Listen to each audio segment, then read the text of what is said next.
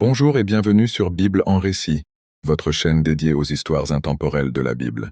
Aujourd'hui, nous allons nous plonger dans un récit de foi, d'obéissance et de promesses divines. L'histoire de l'Arche de Noé. Préparez-vous à embarquer pour un voyage à travers le temps. Il y a très longtemps, la terre était devenue un lieu de corruption et de méchanceté. Mais au milieu de cette obscurité, vivait un homme juste et intègre nommé Noé. Il marchait avec Dieu, et sa foi se distinguait de celle de tous les autres. Voyant la perversion des hommes, Dieu prit la décision de purifier la terre par un grand déluge, mais il choisit de sauver Noé et sa famille, en raison de leur droiture. Dieu donna alors à Noé des instructions précises. Il lui ordonna de construire une immense arche en bois de gopher, un navire gigantesque capable de résister aux eaux tumultueuses. Noé, bien qu'âgé et sans doute confronté au scepticisme de ses contemporains, obéit sans poser de questions. Avec l'aide de ses fils, Sem, Cham et Japheth, il se mit à l'œuvre. Pendant des années, ils travaillèrent sans relâche, coupant le bois, assemblant les planches et calfeutrant la coque avec du bitume pour la rendre étanche, suivant à la lettre le plan divin. Une fois l'arche achevée, Dieu ordonna à Noé de faire entrer sa famille, sa femme, ses 3 fils et leurs épouses.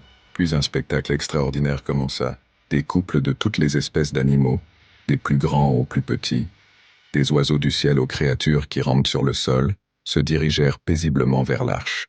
Guidés par une force divine, ils y entrèrent 2 par 2, trouvant refuge dans le sanctuaire flottant que Noé avait bâti. Quand tous furent à l'intérieur, Dieu lui-même ferma la porte de l'arche. Puis les écluses des cieux s'ouvrirent, et les sources du grand abîme jaillirent. Il plut sur la terre pendant 40 jours et 40 nuits.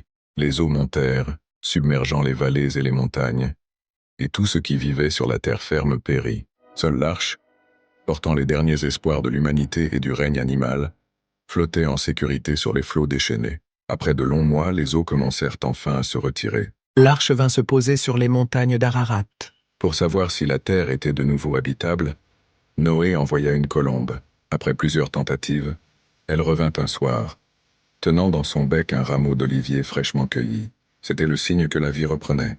Lorsque Noé et sa famille sortirent de l'arche, ils offrirent un sacrifice pour remercier Dieu. En réponse, Dieu fit apparaître un magnifique arc-en-ciel dans le ciel, symbole de son alliance. Il promit de ne plus jamais détruire la terre par un déluge. C'est ainsi que se termine notre récit d'aujourd'hui. L'histoire de Noé nous rappelle la puissance de la foi et l'importance de l'obéissance, tout en illustrant la promesse d'un nouveau départ. Merci de nous avoir rejoints. N'oubliez pas de vous abonner à Bible en récit pour ne manquer aucune de nos prochaines histoires. À bientôt.